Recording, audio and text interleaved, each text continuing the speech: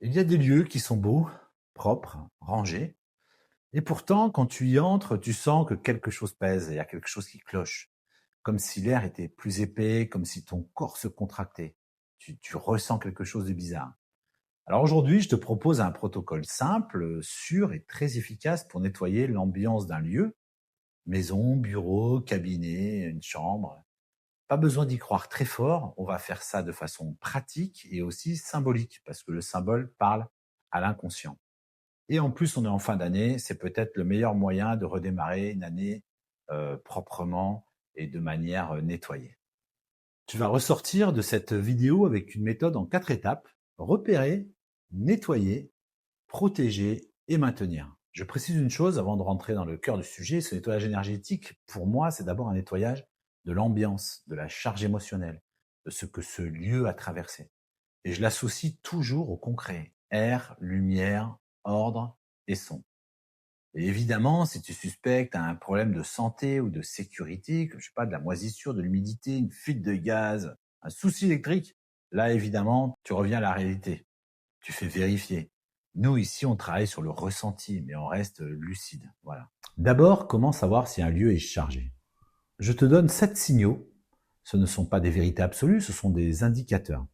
Alors, premier signal, tu te sens fatigué dès que tu rentres. Deuxième signal, tu deviens irritable, tendu, sans raison claire. Troisième signal, ton sommeil est agité, surtout dans une pièce précise. Quatrième signal, sensation d'oppression, la gorge est serrée, la poitrine est lourde, comme si l'air collait en fait. En cinquième signal, tu évites un endroit, un couloir, un coin, un placard, il y a quelque chose qui t'empêche, enfin voilà, tu sens qu'il y a un blocage avec cet endroit-là. Sixième signal, chez toi, tu stagnes. Pas d'élan, pas d'inspiration. Et le septième, tu n'as pas envie de rester dans cet espace et parfois, tu n'as même pas envie de rentrer chez toi. Et ce qui compte, c'est le mot régulier. Si c'est une fois, c'est la vie. Si c'est souvent, ça vaut le coup de faire un reset global. Maintenant, d'où ça peut venir? Souvent, c'est très simple. Il y a ce que le lieu a vu: des disputes, du stress, des peurs, du burn-out, une séparation, un deuil. Il y a ce que le lieu a accueilli: beaucoup de passages ou au contraire une solitude lourde, extrême. Et il y a ce que le lieu retient parce qu'il est stagnant: trop d'encombrement, pas assez de lumière, pas assez d'air, trop de bruit. J'aime dire ça, moi. Un lieu peut être propre et pourtant être saturé. Et toi, tu le sens dans ton corps. Avant de nettoyer, je te montre comment repérer rapidement ou agir. Alors la première méthode, c'est le scan du corps. Tu entres dans la pièce, tu t'arrêtes. Tu inspires, tu expires doucement et tu observes. Est-ce que ton ventre se relâche ou se serre? Est-ce que ta poitrine s'ouvre ou se ferme? En deuxième méthode, la comparaison. Tu fais ça dans 2 pièces différentes. Et tu notes où je respire le mieux, où je me tends. En troisième méthode, la zone évitée. Souvent, la zone à nettoyer, c'est celle que tu contournes. Derrière une porte, un coin, un placard, un endroit bizarre. Et celle-là, tu la notes aussi. Et on va y aller avec douceur. Ok, maintenant, on passe au protocole. Très simple, très puissant. Alors, le protocole, il se fait en 4 étapes. Première étape, préparer. Et je te le dis, la préparation fait 50% du résultat. En 1, tu ouvres une fenêtre, même 5 minutes. Tu laisses l'air circuler, tu donnes au lieu une sortie. Deuxième étape, tu enlèves ce qui crie le chaos. Déchets, objets cassés, des piles de papier, de l'encombrement visible, tu nettoies. Pas besoin de tout ranger, juste le plus évident.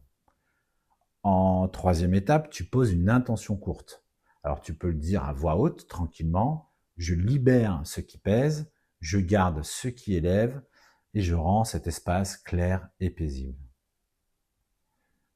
Et maintenant, on nettoie en 3 couches: le physique, l'air et le son. C'est la deuxième étape.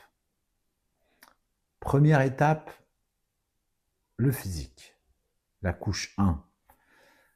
Parce que l'énergie adore se cacher dans la matière, et la matière, elle s'allège quand tu la respectes. Alors tu fais rapide, entrée dégagée, un passage clair, et si tu peux, un coup sur le sol. Et surtout les coins. Les coins, c'est comme les pensées répétitives, ça s'y accumule. En couche 2, l'air, les odeurs. Alors, l'air, tu as plusieurs options. Choisis celle qui te ressemble. Tu as l'option douce, on va dire la ventilation, avec une odeur légère, propre, simple.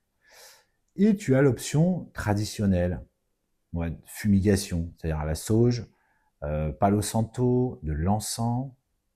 Mais moi, je te le dis avec sérieux, si tu utilises la fumée, tu fais ça en sécurité.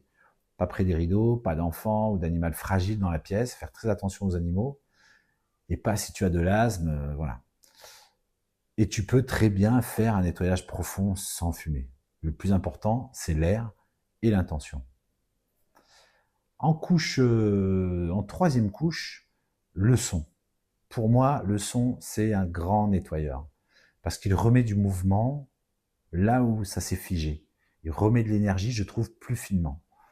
Donc tu peux utiliser le son de plusieurs façons. Un bol tibétain, moi c'est ce que je fais, une clochette ou une musique très pure.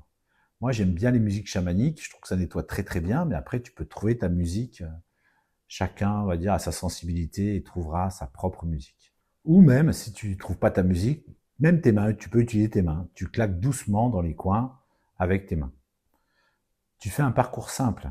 Entrée, pièce principale, chambre, salle de bain, coin, placard. Et tu insistes fortement là où tu sens une densité. Écoute-toi en fait, ressens les choses. Alors clairement, moi je ne cherche pas le spectaculaire, je cherche le moment où l'espace redevient respirable. Voilà, donc là on a nettoyé, maintenant on ferme, parce que la fermeture stabilise. La fermeture, c'est l'étape 3 en fait. C'est important, parce que si tu ouvres un nettoyage et que tu ne fermes pas, tu peux rester dans une sensation de flottement. Alors tu closes, clairement. Tu dis calmement, c'est terminé, ce qui devait partir est parti, cet espace est maintenant clair, paisible et protégé. Ensuite, protection simple, mais pas besoin d'en faire trop, la protection du seuil. À chaque fois que tu entres, tu fais une milliseconde de présence. Je laisse le stress dehors, je rentre en paix. Deuxième option, un symbole de paix. Alors ça peut être une plante, ça peut être une bougie, un objet qui représente un espace sûr. Alors pas pour faire magique, mais pour ancrer un message à ton inconscient. Troisième option qui est connue, le sel, si ça te parle, un petit récipient discret, changé régulièrement. Encore une fois, tu restes simple. Le vrai marqueur, c'est ton ressenti. Maintenant, l'étape la plus sous-estimée, maintenir. C'est la 4e étape. Et la dernière. Maintenir parce qu'un lieu comme un esprit se clarifie par la régularité. Alors je te donne une routine de 5 minutes, simple, facile à faire. 2 premières minutes, tu aères. Ensuite, la 3e minute, tu ranges un endroit visible, juste un seul. Et ensuite, les 2 autres minutes, tu fais sonner le bol tibétain ou la clochette à l'entrée et dans un des coins. Et une fois par semaine, tu refais un mini reset de 10 minutes. Tu vas voir, ce qui transforme tout, c'est la cohérence et la régularité. Alors, il y a une chose, vous allez me dire, dont je ne vous ai pas parlé, c'est le pendule. Alors moi, on m'en parle souvent parce que je pendule beaucoup pour nettoyer des lieux, mais aussi pour des soins énergétiques et poser aussi des questions et avoir des réponses surtout. Donc le pendule, ça peut être un outil super intéressant, génial pour repérer des zones, mais il faut être très clair, ce n'est pas infaillible. Ça peut être influencé par ton mental, tes attentes et ton stress, surtout si tu ne le maîtrises pas bien, si tu débutes avec, et ça ne remplace jamais le bon sens ni le concret. Donc si tu souhaites, je ferai une vidéo sur le pendule, comment l'utiliser, comment le calibrer, comment éviter les erreurs et comment repérer et insister sur des coins ou des placards, etc. Ça évitera les malentendus et les mauvais usages du pendule. Ça, tu me le mets en commentaire et en cas, j'y reviendrai. Voilà, alors si je résume, préparer, nettoyer, fermer et maintenir. Et tu vas sentir très vite une différence, plus de calme, plus d'air, plus de clarté, et tu vas te sentir bien, bien dans les pièces où tu vis, bien chez toi, et tu auras envie de rentrer chez toi, Et logiquement, quand tout est bien nettoyé, tu ressens un vrai renouveau, un vrai élan en fait. Et c'est ça qui est fabuleux. Alors dès que tu as d'ailleurs un événement chargé dans ta vie, ou malheureux, ou une très très grosse dispute, fais un nettoyage. Et ça t'aidera. Voilà, si tu as trouvé cette vidéo intéressante, surtout n'hésite pas à t'abonner et à liker, ça aidera la chaîne à produire d'autres contenus qui peuvent t'intéresser. Je te souhaite un excellent nettoyage de ton habitation ou de ton lieu de travail et on se dit à bientôt. Bye bye.